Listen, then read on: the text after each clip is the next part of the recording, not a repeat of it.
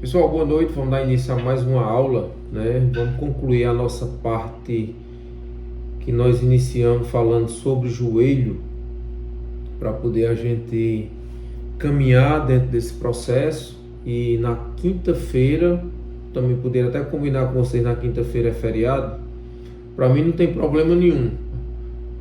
Continuaria, a gente faria a aula normalmente. Não sei para vocês, eu queria até definir isso. Mas no final da aula a gente vê aí então amanhã. Se não puder na quinta, amanhã a gente antecipa a aula da quinta. Mas vamos dar início aqui à nossa aula para a gente fechar esse raciocínio que nós iniciamos sobre o joelho, né? Nós sabemos que diariamente a população ela sente incômodo na região anterior do joelho. E isso é fator que incomoda muito os nossos clientes e as pessoas que vêm atrás do nosso serviço, vem procurar os serviços do personal trainer. Só que a maioria das pessoas não tem êxito dentro de um tratamento. E a pergunta seria, para a gente iniciar aqui a nossa aula de hoje: o que fazer com o cliente que tem essa dor na parte anterior do joelho, só que ele quer continuar treinando? Como fazer para minimizar essa dor? Veja bem, eu estou aqui colocando a dor como um ponto inicial em relação à limitação do cliente. Não que a dor ela venha ser algo bom ou algo ruim, relacionado a ela estar ou ele estar dentro da academia para poder realizar as atividades. Pensa da seguinte forma: se um cliente ele está com dor no joelho e ele quer treinar, o que é que vocês fariam para fazer com que esse cliente continuasse treinando na academia? Olha só a pergunta, é uma pergunta bem aberta, né? Eu não estou falando aqui nem ainda de raciocínio, o que é que nós temos que fazer, trabalho base, por onde começar, quais são as avaliações. Eu estou falando aqui de uma maneira bem sucinta, aqui, bem simples. O cliente chegou com dor no joelho e está incomodando muito. Essa dor ela está de 0 a 5. Ainda dá para estar dentro de 0 a 6. Eu vou colocar essa dor no joelho. Mas ele quer continuar fazendo suas atividades e está incomodando muito. O que é que vocês fariam com esse cliente? Para poder minimizar esse nível, esse gatilho de dor, e que ele continue realizando as atividades dentro da academia. Vamos pensar. Lembre-se. A primeiro momento eu gosto sempre de indicar para fazer o exame, né? Aí eu sei que a pessoa não vai fazer de imediato mesmo, que nunca faz. Mas a primeiro momento eu só indico fazer o exame para a gente pegar e ver o que é. Mesmo antes da gente de fazer a inscrição aqui e começar com a mentoria aqui, eu sempre fazer isso. Eu preciso fazer um exame para a gente ter uma noção do que é, né? Que às vezes pode ser várias coisas. Sim. Aí depois de sair dá segmento. Mas por enquanto que ela estaria, aí ia depender muito do dia. Tem dia que a pessoa está com. Geralmente tem dia que ela está com aquela dor mais aguda. Então vamos fazer alguns exercícios que vai mexer um pouco mesmo na flexão do joelho, tipo a cadeira extensora já não colocava, uma flexora do sentado já não colocava. Eu ia procurar exercícios que não ia mexer tanto na articulação, então ela sente menos ali, mas mesmo assim não deixava de trabalhar. Aí deixava para trabalhar essa articulação quando ela visse que a dor estava mais aliviada, tipo outra sessão, daqui a uma semana. Eu sempre tentava ir fazendo, mas sem mexer tanto na articulação. E aí, Larissa? O que você faria com um cliente que chegasse? Eu quero treinar, Larissa, mas só o meu joelho está doendo. Eu quero fazer minhas atividades, eu quero continuar fazendo academia. O que você faria com esse cliente? Trabalharia em proteção, sim. Se a dor não tivesse também muito forte, né? E alguns exercícios também que poderia aumentar, ou que ele continuar sentindo muito forte também, eu cortaria por um tempo, pediria para ele botar gelo, né? Tradicional de sempre. E ia sempre trabalhando em cima de comentar indo, de sessão por sessão, como o Edson falou aí também. E se persistisse, a gente ia ter que parar para investigar direito o que é, né? Perfeito, gente. O que é que eu quero dizer com isso? Em relação à dor. Nós sabemos que tem clientes que escondem a dor ao profissional. Ele quer treinar.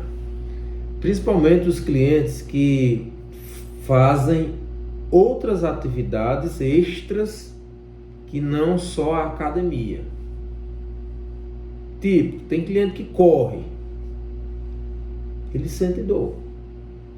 Mas ele quer treinar, ele quer ir para a academia, ele quer fortalecer.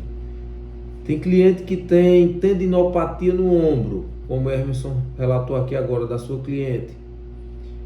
E ela faz beach tênis ou faz tênis, ou vai lá para o crossfit e faz muito snack, puxadas, hip push. E isso ocasiona algum tipo de dor ou lesão no ombro. Mas especificamente no joelho, tem cliente que joga bola todo dia e corre todo dia e quer ir para a academia. Mas lembrando, veja bem, viu, como esse raciocínio ele é bem interessante. Uma atividade que dá prazer ao cliente, automaticamente, essa dopamina, essa medicação, esse analgésico que é o movimento, esse pico de dor, ela some. Em uma atividade que dá prazer ao cliente, mesmo ele tendo uma tendinopatia, ele tendo uma lesão. Por alguns minutos, essa dor ela cessa. Por quê, gente? Mas quando chega na academia, essa dor ela volta. Todo mundo gosta de fazer academia? Todo mundo gosta de estar na academia? Sim ou não? Não, Maria não. Maria é por obrigação mesmo. Agora olha para a dor. Retorna novamente para a dor. Entenda agora a dor. Quando ele está nas atividades extras que traz prazer, essa dor some. Ele tem até uma lesão no menisco parcial, mas vai jogar bola. E joga, e corre, pula e salta. Só que no outro dia, esse joelho está lá. Um inchaço, um edema, um incômodo na articulação do joelho, quando senta, quando levanta. Mas no outro dia ele tem a obrigação de ir para a academia.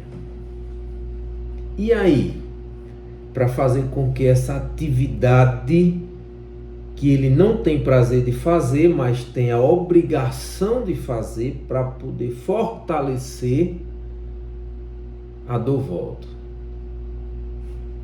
E o que é que tem que ser feito? Eu acho que já mudou aí um pouquinho o raciocínio, né, de vocês em relação ao que nós iniciamos. Aí eu trouxe aqui uma atividade que dá prazer, mas ele não gosta de fazer academia. Ele gosta de jogar o futebol dele, ele gosta de correr. Mas sabe que machuca e dói. E aí? Lembre-se, gente, é raciocínio. Nós temos que buscar. Por isso que eu estou aqui sugando de vocês, para poder a gente entender esse processo biopsicossocial, gente. Esse fator biopsicossocial, ele está atrelado e ligado a diversos fatores. Subentende-se que a atividade que ele não gosta de fazer é a musculação. Mas ele gosta de jogar o futebol, ele gosta de correr. E aí? Vamos mais profundo aí, vamos pensar mais um pouquinho para a gente entender isso. Mas ele quer treinar. Dói.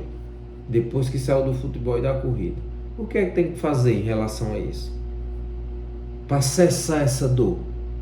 A dor até certo ponto ela é boa, né? Assim, não tem a escala de dor, aquela escala que nós já sabemos, 0 a 5, passou de 5 a 10, opa, algum sinal mais complexo, que não cabe mais ao profissional de educação física, chamou a atenção esse nível de dor, esse inchaço, esse edema, que naquele momento, naquela sessão, não tem condições de realizar aquela atividade. De 0 a 5, sim, vamos analisar se tem a condição de continuar dentro da sessão de treinamento.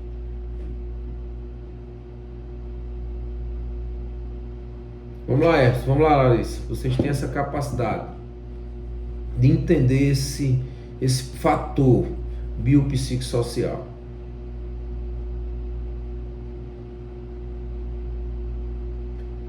Porque quando eu trouxe agora para dentro do fator biopsicossocial, gente, vocês deram características que está dentro do processo de análise do raciocínio clínico, mas naquele momento que o cliente está com pico de dor, essas análises, ela não entra naquele momento.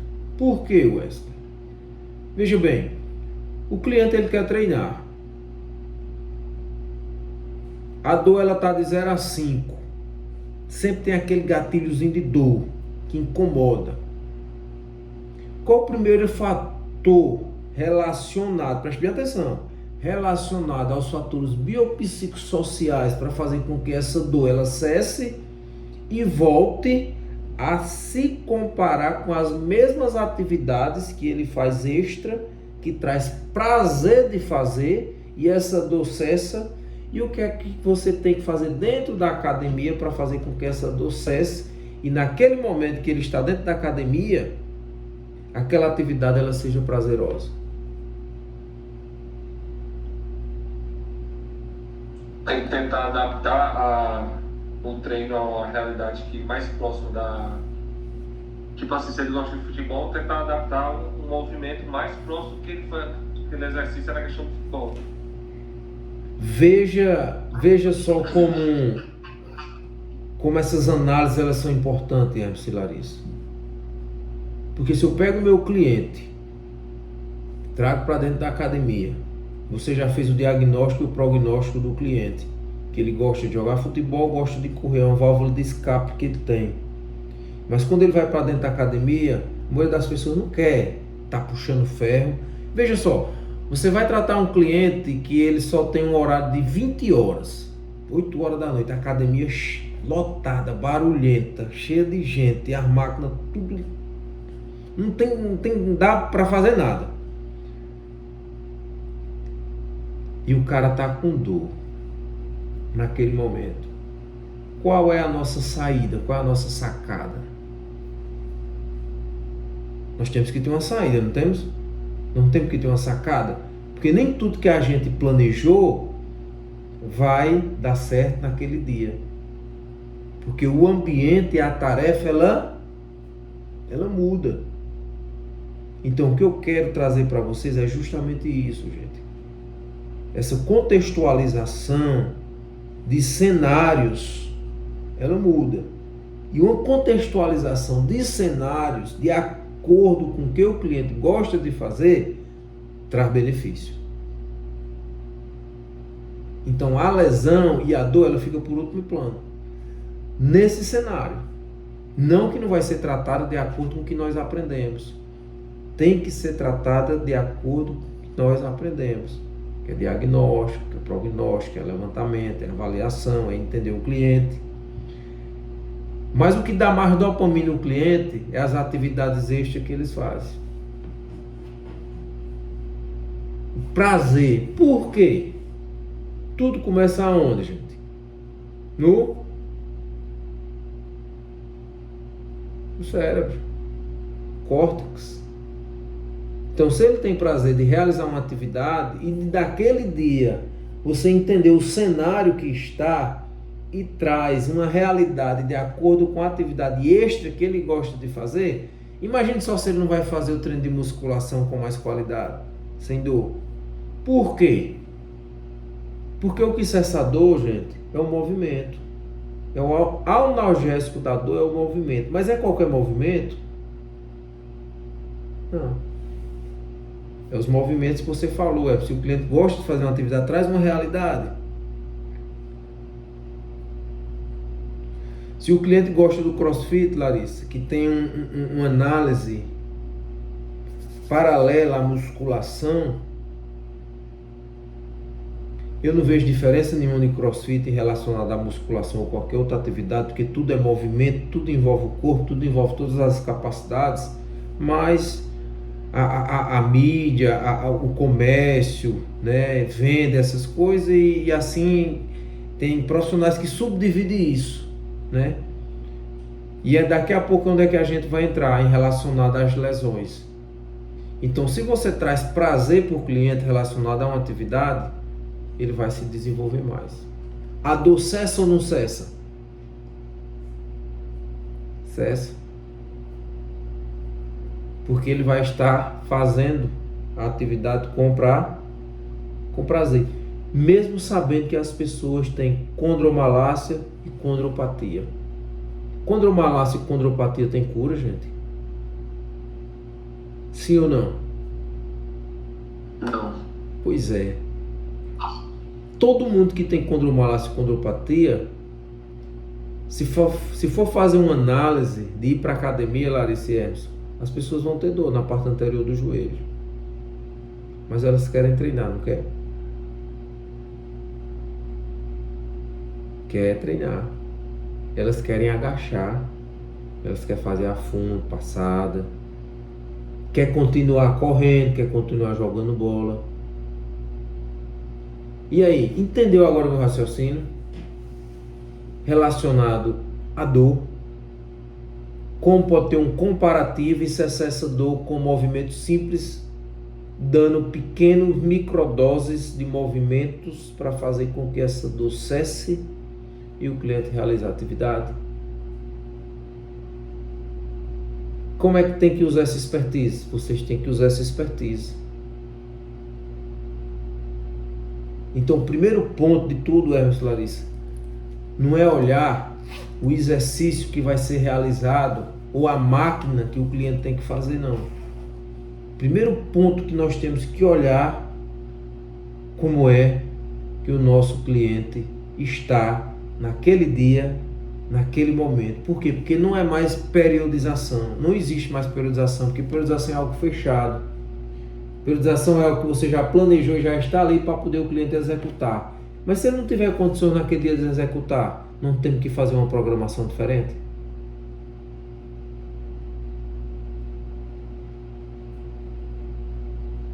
Temos que fazer uma programação diferente. Não sei se vocês observam como eu observo. Pode ser que vocês entendam agora ou discordem também, porque tudo que está correlacionado dentro da academia, se você for analisar, se nós, profissionais, que estamos fora dentro da academia, quando nós entramos e nós não tivermos essa percepção que nós estamos tendo agora, todas as nossas aulas vai ser a mesma condução de acordo com que aquele ambiente que está lá parado lhe conduz a fazer aquilo todo dia a mesma coisa. Já perceberam isso?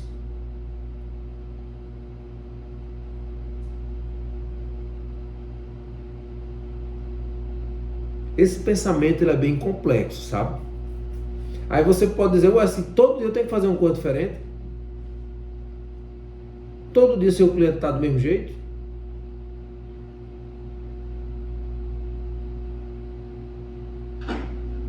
Diferente, né? Mas aí quer dizer que então não segue uma rotina pré-estabelecida, então. Tipo, tem a questão do treino, você não segue um padrão, não. O que é que nós temos que analisar? Essa pergunta é perfeita, Emerson. São 3 pilares bem importantes. Eu fiz até um vídeo rápido hoje falando sobre isso.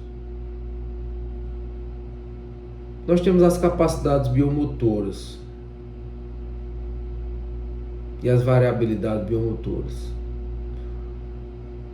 O pilar básico do treinamento é esse tripé: mobilidade, estabilidade e controle motor. Se a pessoa não tiver mobilidade, estabilidade e controle motor, ela não tem performance. Não tem como ter performance. Mas o que é performance, Wes? Todo mundo pode performar de acordo com sua aptidão física. A performance ela não é só voltada ao atleta profissional, de qualquer modalidade que aquela pessoa realize e se identifique. Nós fizemos algumas análises com vocês nas nossas primeiras aulas práticas. Nós enxergamos, e vocês também enxergaram em vocês, que vocês necessitam melhorar em algum ponto relacionado às capacidades. Não foi assim? E esse processo ele é contínuo.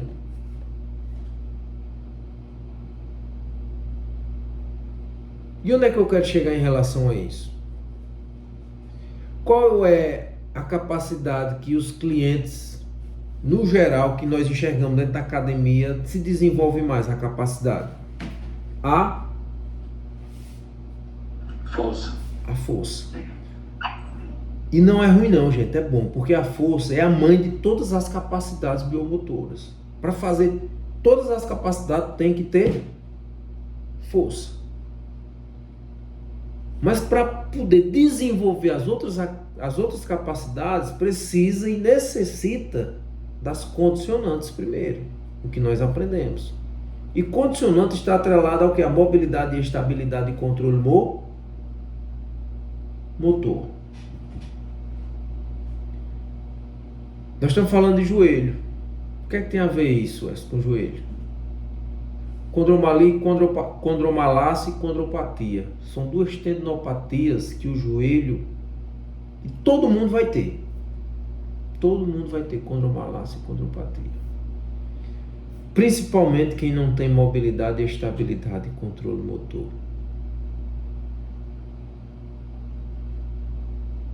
E essa mobilidade, essa estabilidade, esse controle motor tem que ser apenas no agachamento, no afundo, na extensora, na flexora.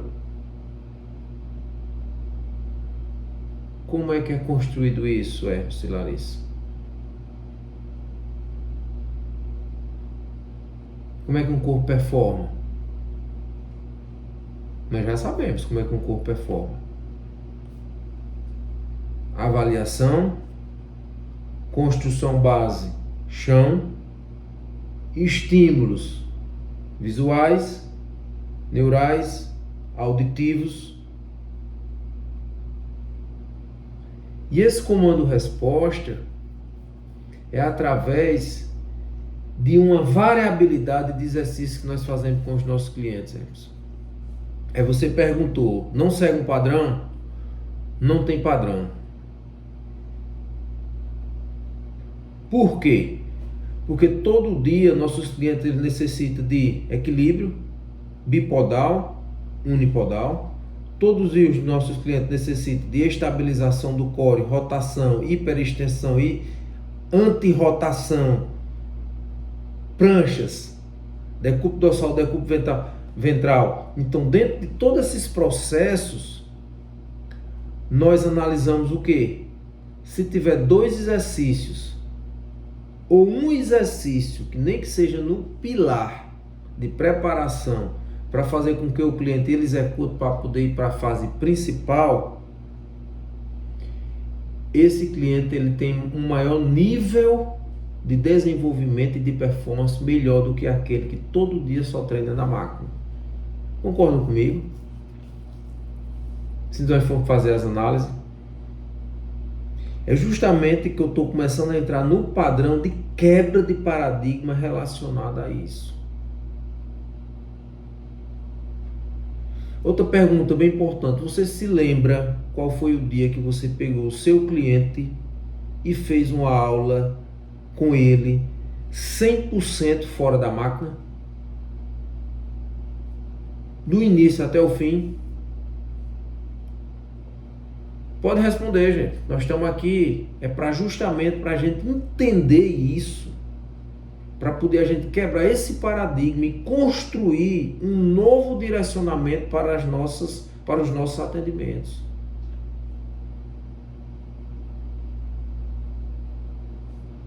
O meu, geralmente, eu faço muito assim com um cliente que não é de academia, não é de academia, né? Geralmente não é de academia não, como tem, a pessoa acaba se acomodando, mas como tem alguns tem uns condomínios que é bem fraco mesmo, aí realmente a pessoa improvisar entre aspas também, né? Mas aí você tem, hoje em dia, a pessoa cria a metodologia, né? Foi bom porque a questão do curso, tá dando a questão da metodologia para a pessoa ir começando aí sabe o que? Que realmente eu montava muito intuitivo, ia soltando, né? Sem tanto planejamento. Hoje a pessoa consegue planejar melhor. Eu, por exemplo, eu vou aqui num condomínio desse que eu dou aula lá do lado do Secap, por exemplo, lá não tem nada, bem dizer. Lá tem um agachamento de Smith com coisa só, como é que se diz? Com a ampolia. Só tem isso lá. Lá também, por exemplo, lá no Pascaré também não tem quase nada, só tem um LEG 45 com coisa, muita coisa. Tu tá servindo muito a questão dos treinos. Eu também já tentava analisar antigamente, só que o que eu fazia antes? Eu comprava e-book, só que e-book o pessoal só solta, né? Aí você vê os exercícios lá soltos, mas você vê até dizer que é estabilidade, mobilidade e tal, mas você não tem aquele, como é que se diz? Você não consegue ter... palpar, né? Metodologia para começar. Para você pegar e começar a elaborar o projeto, para você começar a aplicar e ter a função certa que você está fazendo. Você, lógico que ia fazer, tipo, eu pegava de mobilidade específica, eles ia surtir efeito, mas você não tinha aquele planejamento 100%. Perfeito. E esse incômodo que eu estou trazendo aqui para vocês, essa reflexão dentro da nossa proposta, que é a lesão do ligamento cruzado anterior, veja só o tanto que nós fomos para poder falar da lesão do ligamento cruzado anterior. Por que, Wesley? Porque a lesão do ligamento cruzado anterior é algo bem complexo de construção de um novo ser humano, depois que ele se lesionou. Ou seja, aquela pessoa que não é atleta, entre aspas, você vai construir um novo ser humano de acordo com as capacidades biomotoras, para que tenha variabilidade. Mas dentro desse contexto tem que ter o tripé básico, simples: mobilidade, estabilidade e controle motor. Porque a maioria da população tem analfabetismo motor. E quando não tem essa capacidade motora de realizar as tarefas, o que é que acontece? Lesão. Exemplo disso, Wesley, rápido. Se pessoas que correm descoordenadamente, ela dissipa mais energias. E o que é dissipar energia? Ela não economiza a energia que o corpo tem de acordo com as capacidades biomotoras e com esse tripé básico: mobilidade, estabilidade e controle motor. Se tem uma pessoa que corre e não tem a coordenação de flexão de cotovelo conjunta com a flexão de quadril, apontando o joelho com o cotovelo do braço contrário, há um dispêndio de energia para quem corre. Eu estou falando de algo básico, gente. Então, dentro desse processo, imagine só, viu, Larissa? Uma pessoa que não tem mobilidade, estabilidade e controle motor no agachamento básico, com cabo de vassoura. Como é que ela vai ter energia para desenvolver um nível de amplitude maior, abaixo de 90, ou conduz esse agachamento até 90 graus, se essas articulações, todo o arco ou todo o conjunto da obra que executa o agachamento, ela não tem um nível de consciência neural para poder suportar na flexão, pausar e subir na extensão e ter essas capacidades conjuntas. Porque se nós formos pensar o seguinte: Não for pedir para o cliente fazer, não, você não tem mobilidade, você não tem estabilidade, você não tem controle motor. Ele não vai saber o que é isso. E ele também não quer saber o que é isso. Quem tem que analisar isso somos nós profissionais, que temos que entender e dar os comandos em relação a isso. E saber que está faltando instabilidade. Por que está faltando instabilidade? Porque o corpo sofre a ameaça do sistema nervoso central e não retorna ao eixo, ao torque que foi sofrido ou que foi gerado dentro do movimento. O corpo continua instável até o final do movimento, não retorna para a base. E por que isso também? Porque não tem mobilidade. E principalmente o controle neural. Deu para pegar o ponto aí da dor, gente? Como a dor ela pode sumir ou também ela pode continuar.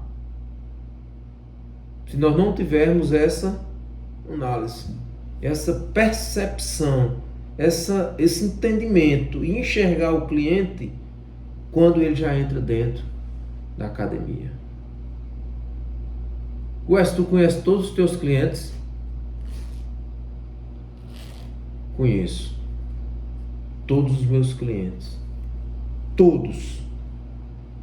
Se você pedir para fazer um perfil de cada um aqui, eu conheço todos. Do que treina, do que não treina.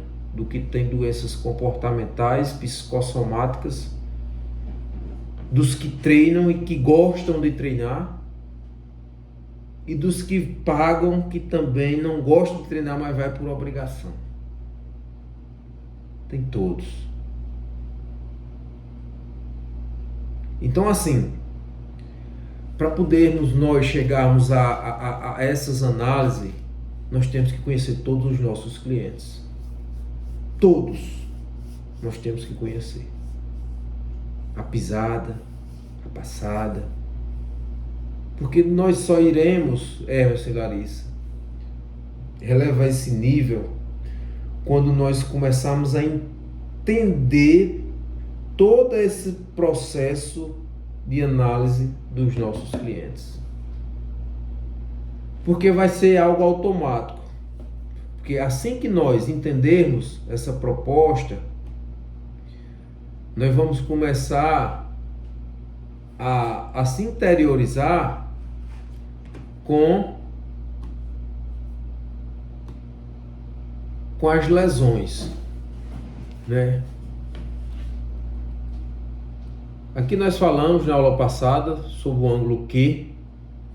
Daqui das duas análises, o ângulo Q normal em uma mulher, o ângulo Q abnormal também na mulher, e o quanto as mulheres sofrem com lesões do ligamento cruzado anterior. Vocês sabiam disso? Os fatores epidemiológicos e levantamentos de lesões está atrelado principalmente no público feminino. Pode ter certeza. Eu tinha visto naquele artigo que eu tinha passado para ele ler, que no artigo passado dava essa informação. Também. Isso era bem maior em mulheres do que em homens. Aí eu trago aqui um fator bom pra gente. Pra você, Larissa, também. Que já atende mulher. A maioria das suas clientes, se você for fazer uma análise, elas sentem dor no joelho. E as que vier te procurar, com certeza ela tem alguma dor ou alguma tendinopatia no joelho. Aí você, por que essa? Você nem conhece? Sabe por quê? Porque mais de 60%, 70% da população, ela treina de maneira errada. Ela não tem controle motor, ela não tem mobilidade, nem tem estabilidade. Então ela vai ter dor, ela vai ter lesão. Isso é fato. É o que acontece todos os dias. Então, pegando essa análise, nós temos que entender que Dentro dessa anatomia do joelho, um aumento de 10 no ângulo Q pode gerar 45% mais compressão no patelo femoral. Nós vamos olhar essa imagem aqui agora justamente para poder a gente entender isso. Por que muitas condropatias no joelho, gente? Vamos pensar aí. Por que muitas condropatias no joelho? Nós for fazer uma análise rápida. O que é condropatia patelar? É uma alteração degenerativa da cartilagem da patela que se insere num contexto mais amplo de uma disfunção fêmuro-patelar. Nós todos sabemos onde é o fêmur e a patela. O fêmur, o osso maior, que é acoplado no quadril, nessa região convexa, e desce e também liga o patelo femoral, que é o tendão patelar, na região que já vai para tíbia e para fíbula, membros inferiores. E essa disfunção envolve o desequilíbrio biomecânico entre a patela e o fêmur, principalmente durante os movimentos de flexo e extensão do joelho. Presta bem atenção nisso. Ó. Essa disfunção envolve desequilíbrio biomecânico entre a patela e o fêmur. Então, quando nós enxergamos a maioria dos nossos clientes agachando e realizando aquele valgo ou varo dinâmico, fazendo essa análise, dentro do movimento, acontece essa disfunção, esse desequilíbrio biomecânico entre patela e fêmur. Mas se nós formos só olhar para essa imagem fechada, para essa nomenclatura, nós esquecemos das demais regiões que compõem todo o complexo. E não foi só isso que nós aprendemos. Apenas aquela região que está envolvida dentro da lesão ou a dor. Nem sempre a região acometida naquele momento, com aquela dor, é o que causa a dor naquela região. Ou seja, o que é que nós temos que fazer? Uma análise.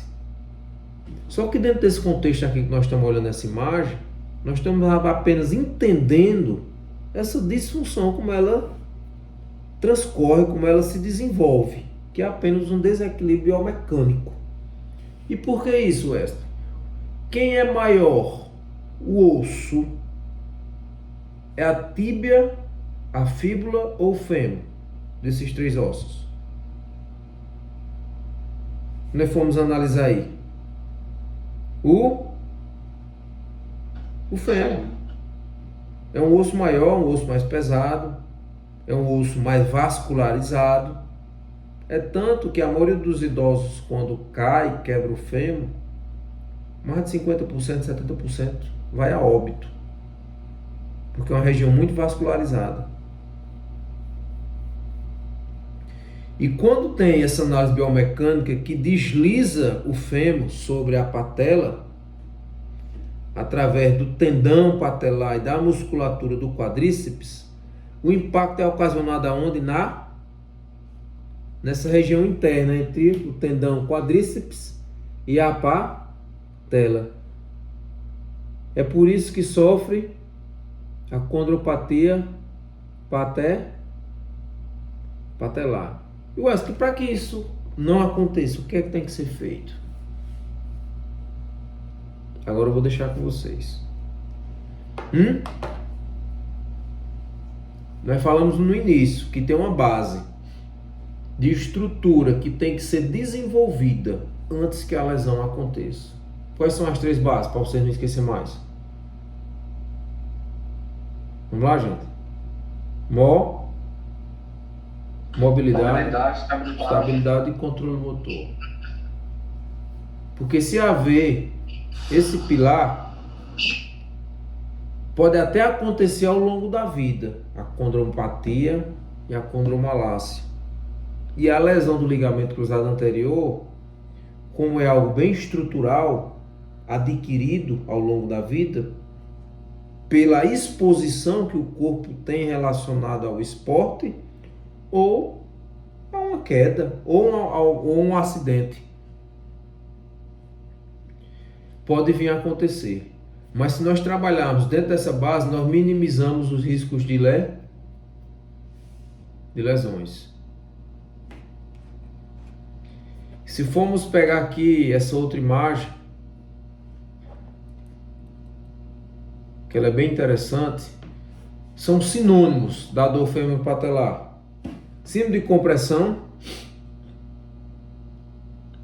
lateral ou hiperpressão femoro-patelar, a síndrome da dor, da disfunção da femoro-patelar, disfunção do femoro-patelar, dor anterior do joelho e condromalácia patelar. Esse material eu vou botar para vocês hoje. Aí, eu não coloquei ainda, mas hoje eu coloco. Que aqui já tem alguns fatores de riscos relacionados à condropatia. Aqui é uma classificação de diagnóstico. Isso aqui eu vou deixar que vocês olhem. Isso aqui eu não vou ler não. Isso aqui eu vou deixar que vocês olhem, que vocês olhem de novo, vejam novamente a classificação, né, dos achados da ressonância magnética, da artroscopia, juntamente com a condropatia, a condromalácia, grau 1, grau 2, grau 3, grau 4, grau 5, e um diagnóstico de classificação. Isso aqui é bem interessante, só para vocês observarem rápido. Ó. Diagnóstico e classificação das lesões da cartilagem articular. Olha, veja bem aí, vocês estão enxergando uma cartilagem bem normal. Não tem muita mancha, né? Ó.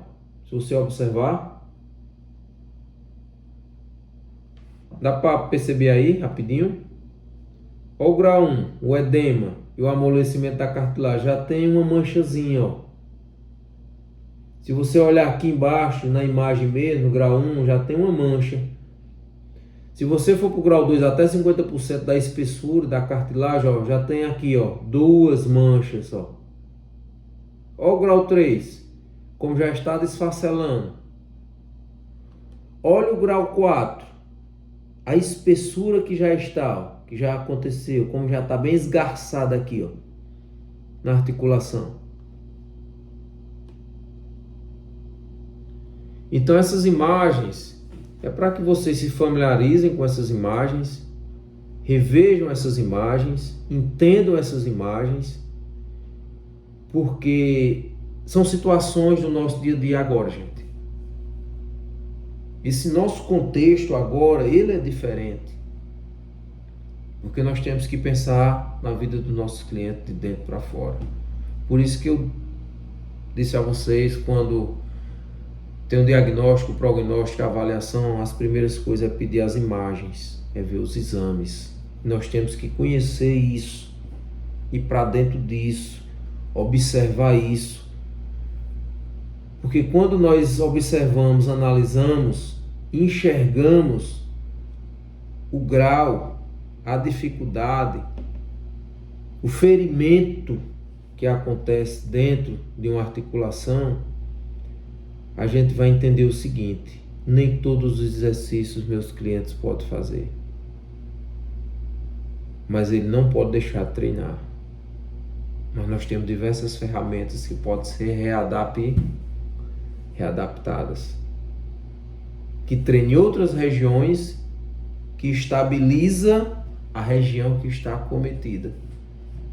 É por isso que eu perguntei a vocês, se quando o cliente chega com dor na academia, no joelho, é obrigado a ir diretamente para o joelho?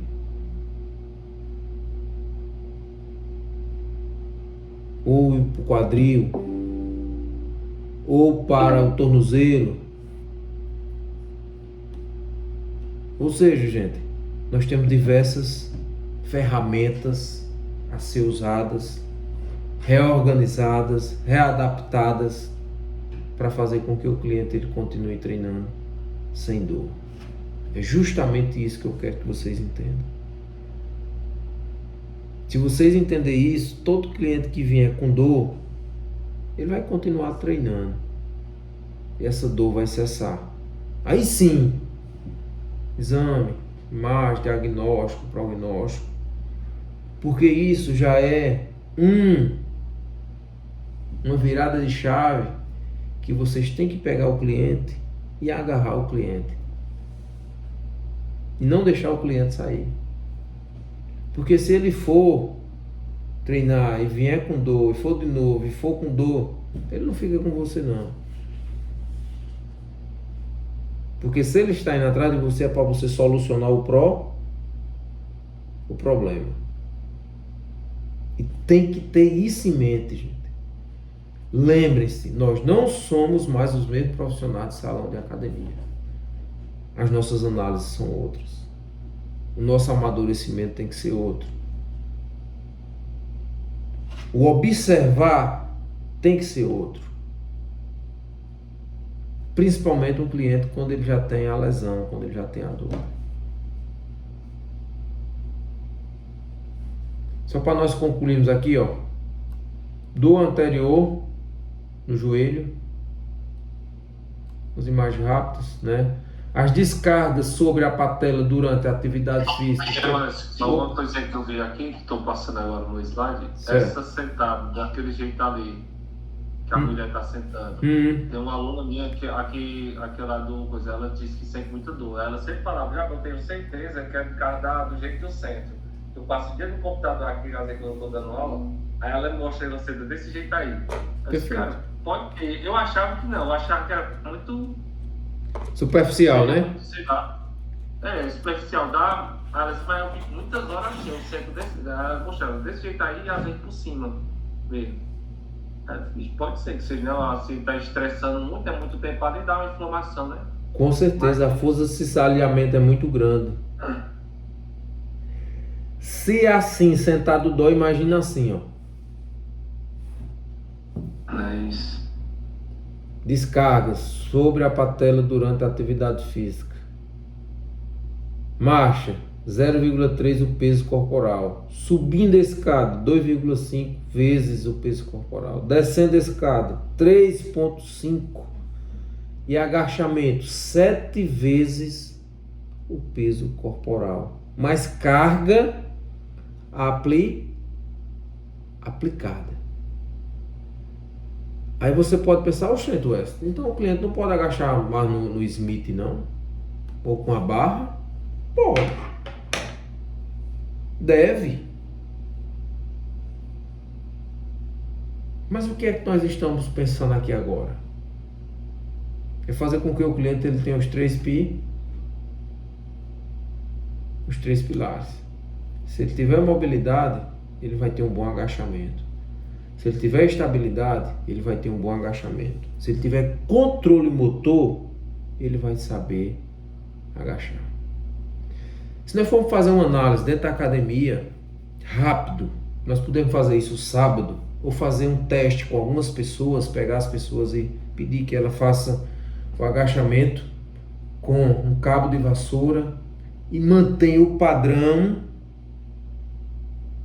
do quadril, porque o agachamento, gente, é dominância de quadril, não é dominância de lombar. O agachamento é dominância de pés estáveis, não hiperpronados. Agachamento é dominância de joelho. Por quê? Porque não pode haver uma disfunção na biomecânica do fêmur sobre o patelo femoral, porque senão há compressão. O agachamento é sinergismo muscular, não é isolado. O agachamento ele não vai trabalhar só o quadríceps, trabalha diversas estruturas do nosso corpo. Então, quando a gente coloca uma barra com bastante cargas, nós temos que entender isso. Mobilidade, estabilidade e controle motor. E como é que desenvolve o controle motor? Mande seu cliente agachar com um cabo de vassoura, quando ele não souber. Ou passe na fase da programação, 3, 4 semanas, com o agachamento no banco. ou com uma anilha na frente para poder estabilizar mais o tronco, para que o centro de massa não vá para frente ou o joelho fique muito valgo. Então, quando eu estou trazendo essa situação, é porque nós temos diversas situações que podemos adaptar para o nosso cliente para que ele possa desenvolver o melhor movimento ou exercício relacionado àquela articulação. Então, finalizando aqui, olha só aqui a questão do ângulo aqui, ó, como é que é analisado. Traça uma linha bem proximal ao quadril, ao ilho-pessoas, até a patela, puxa a lateralização da patela para dentro para poder observar. Porque, ó, quando nós fazemos essas análises de pronação, articulação subtalar do pé, que acontece, olha só que em um simples movimento que é que pode acontecer. Nós vamos realizar essa avaliação dos isquios tibiais sábado. Vamos avaliar aqui a subtalar, que é a ADM do tornozelo. Nós vamos avaliar a rotação interna e a rotação externa do joelho, que são o Singlobe teste de uma base unipodal, para poder nós entendermos que a banda iliotibial ela é a que mais sofre relacionado à sobrecarga na patela, principalmente doença fêmuro-patelar de corredores. A maioria das pessoas que correm tem isso aí, a banda iliotibial. Aí sobrecarrega onde? No joelho. Mas por que a banda iliotibial ela já vai sobrecarregar no joelho? Pelo fator de uma inibição ou inflexão na região os flexores do quadril. Já vem arrebentando de cima para baixo. E pode ocasionar onde? No pé. Então veja como tudo é um conjunto, gente. A baladeira, quando ela começa a esticar, ela estica bem. Mas quando ela começa a esticar e vai soltar, aí arrebenta. Aí onde é que nós temos que ter essa análise para poder entender todo esse processo das tendinopatias. Aqui algumas avaliações que a gente vai realizar no sábado, né? Aqui tem o Singlobe teste, que é o teste da base unipodal, tem o step down, aquele que é o pé no step e faz a descida. Aqui tem o balance, teste Y. A gente vai adaptar esse teste, vai colocar a fita no chão. É super interessante para poder nós avaliarmos a dinâmica e o desalinhamento entre o fêmur e a patela e principalmente o quadril e ter essas análises. Aqui está algumas implicações do treinamento de força, né, do treinamento resistido. Aqui é a Revista Brasileira de Precisão da Fisiologia do Exercício. Isso aqui vocês podem ver também. Veja lá, ó, como é que ele já fala na revista. Ó, início com os exercícios cadeia cinética fechadas. Agachamento do controle do leg press com amplitude limitada. Step down evoluindo para a cadeia cinética aberta, incluindo o quê? Mobilidades e alongamentos segmentares relacionados ao tipo de patologia. Aqui tem outras implicações do treinamento de força. Aqui é mais um artigo. Aqui é mais análise relacionada à extensão e flexão do joelho, marcha, ângulo do joelho de extensão e de flexão, graus. Aqui também, olha, essa imagem ela é bem interessante. Ó. Veja como o fêmur ele se desloca sobre a patela.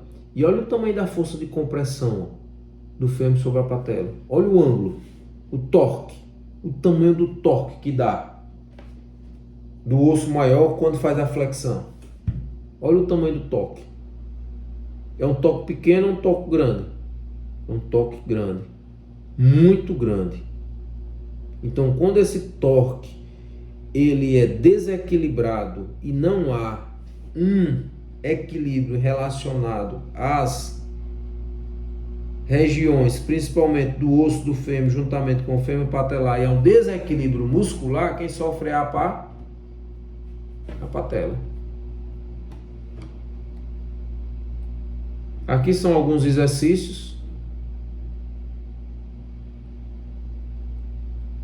sugestões de exercícios, tem diversos exercícios. Aqui é um quadro de resumo, gente, para poder vocês conduzirem aí relacionado à condropatia e à condromalácia dentro do treinamento.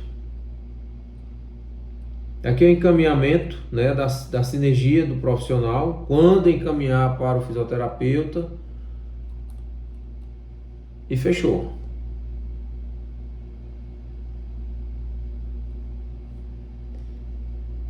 Alguma pergunta, gente? Podem ficar à vontade, ainda tem aí 2 minutinhos aí para a gente fechar.